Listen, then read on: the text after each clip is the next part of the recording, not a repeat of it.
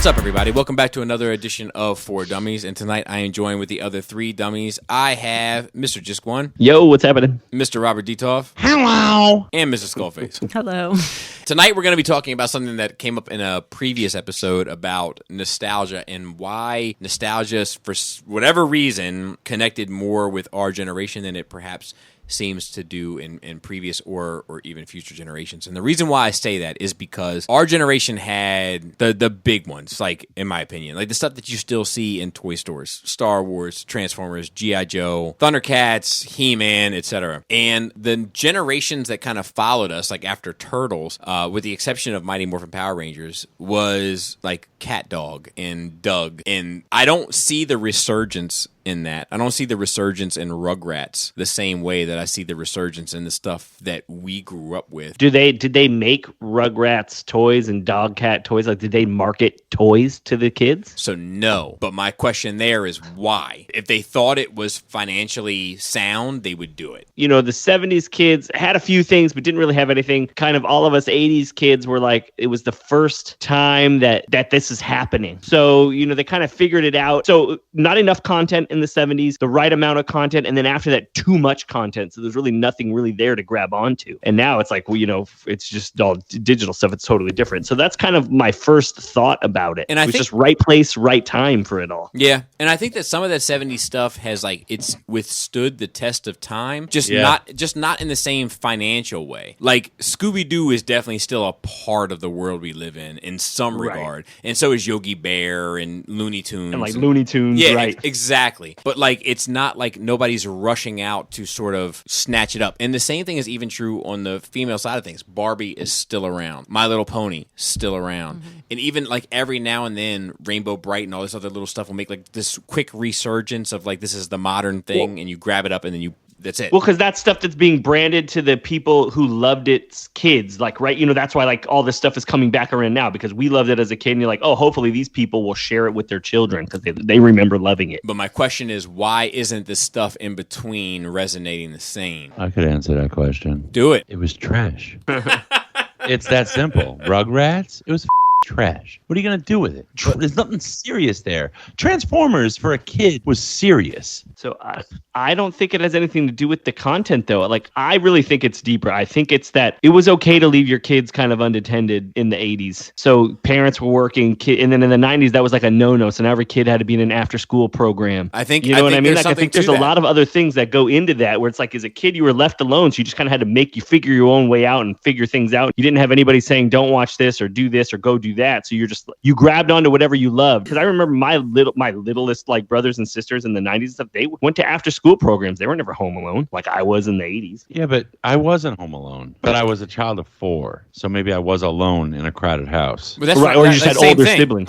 I wasn't home alone either, but, like, I definitely sat in front of the television and watched Transformers while my dad did whatever he wanted to do and didn't have to worry one bit about it. We're doing that nowadays with YouTube Kids and YouTube and Minecraft videos and YouTuber videos. That's a good point. And that's interesting because we're the parents of those kids, and that's was okay kind of doing the same. Right? We're like, yeah, that's what happened to us. My question is more about, like, the franchises sticking. My dad's favorite superhero as a kid was Batman, and my favorite superhero is Batman. But my dad had the comics in, like, the Sunday paper, which was like a form of entertainment for him in 1946.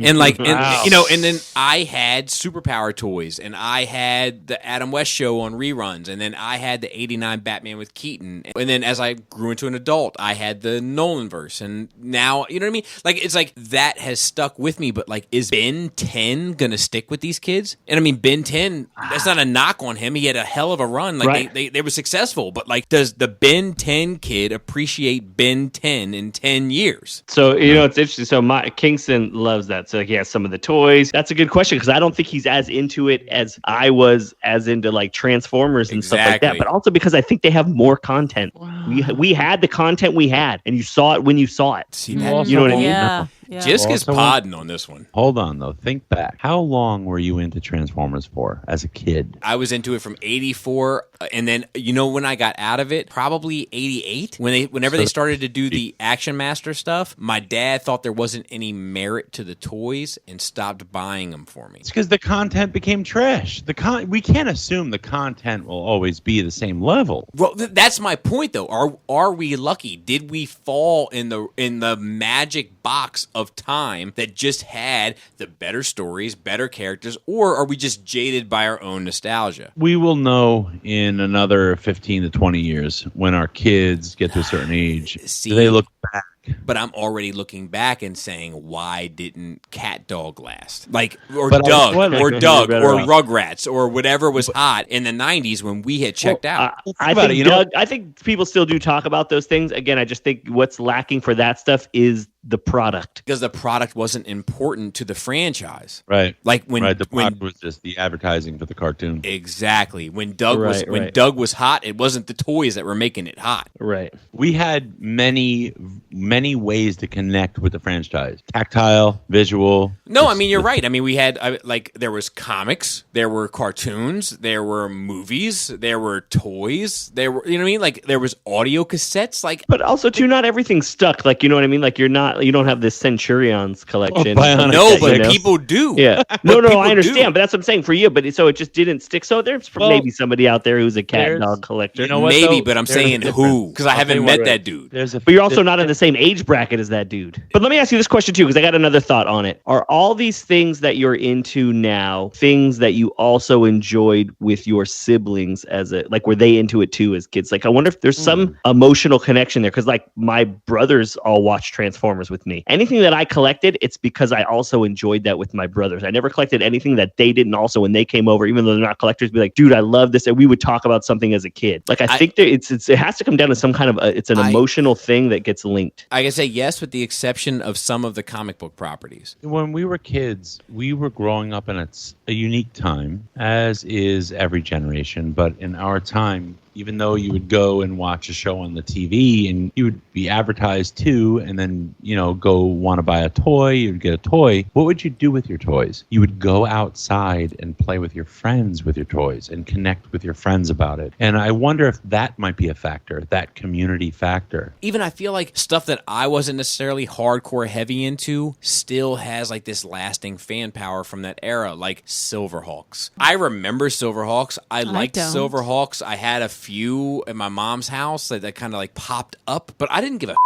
about Silverhawks. But when I'm scrolling through my feed, I'm like, oh, this guy is making custom Silverhawk figures. It obviously landed with him. I can't help but think that maybe it was just that magical moment, and maybe with the amount, there's the kind of deregulation of children's entertainment that we stumbled into before the kind of parent groups took control due to the violence, mainly of the Transformers movie is what started that maybe we just landed in this perfect time and place that may never because the gloves came off and they're like, throw it all at them. Yeah, and it may never be duplicated again, because right now there's a Transformers cartoon that's viable right now. There's a G.I. Joe video game that's viable right now. There's a Star Wars television series and animated series that are both viable right now. There's a Turtles cartoon and comic book that are viable right now. There's a DC, and don't even get me started on Marvel. It's everywhere, completely viable. But Prime was good. Transformers Prime was good, but that's not sticking the same way. It will. I think, but honestly, these kids are so young. Prime is not young. Prime's 6 years old now. No, if somebody came out with So Jaina watched it. And she's not giving a shit about Transformers Prime. Yeah, but dude,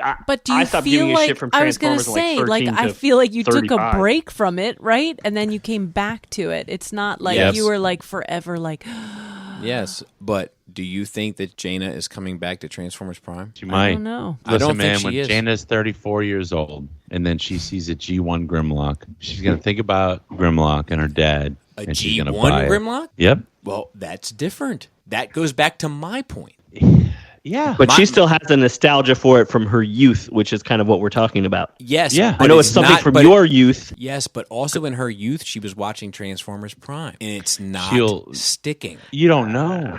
I don't. Yeah. But I would be willing to bring her down and ask her, name me 5 characters from Transformers Prime. And you know what? I bet you she couldn't. It's a sign that we were privy to some real special stuff, and we shouldn't take for granted. And we were in a unique time. It was a Cold War. We were scared for our lives, and a lot of that was guess going what? through So the are the fiction. kids today. Yeah, that's true. But I but agree with you, Robert, that today, it was special. Like that time was special, and like for better or worse, the deregulation of children's entertainment, a lot of that has caused my collection to be what it is, and I think that's a special. I think that is the special moment. Like that's what made it special. It allowed creators to take off the fighting pads and make what they wanted to make. But you're getting that nowadays. I think there is a resurgence of it, just with a different format interface, and I would say it's thanks to Roblox. Well, let me throw something about this I just thought of too. Just Cody, for an example, who's like 10 years younger than us. So there is something about the content, because he said that he found Transformers because whoever used to babysit him had a whole bunch of old VHS that they would put on. Correct. So he was from a different time. So there is something to be said about the quality of the content. Right? I agree. But the one thing that did stick with him that will probably also stick with my kids? Pokemon. Yeah. Whatever it is about that franchise, it resonated with him the same way it's resonating with my kids. Yeah, Yeah, Pokemon is definitely very big in our house. It transcended and it comes and goes, like it ebbs and flows, but it's always comes there. back, and they'll never forget those characters. Think about it. You have the cartoon, you have the video games, you have real life stuff, you have a card game. There's something about the franchise that connects with people so much that they want to experience it on multiple levels. So maybe that is the point. Maybe what Jisk's last point was, and what your point is the actual point is it's not about the time. It's not about rolling the dice when you were born. It's about the content always. Yeah. All right, look, instead of randoms, we're going to make a special exception tonight and do something different. We're going to go around and say everybody's favorite Pokemon. We're going to save Robert D for last, obviously. Laura, what's your favorite Pokemon? Espeon. Mine is Squirtle, for obvious. Oh, he's so cute. He is a cute. Gross. Jigglypuff. Jigglypuff, that's Bobby's. Is mine. Oh my god. Oh, Jigglypuff. It's Jigglypuff.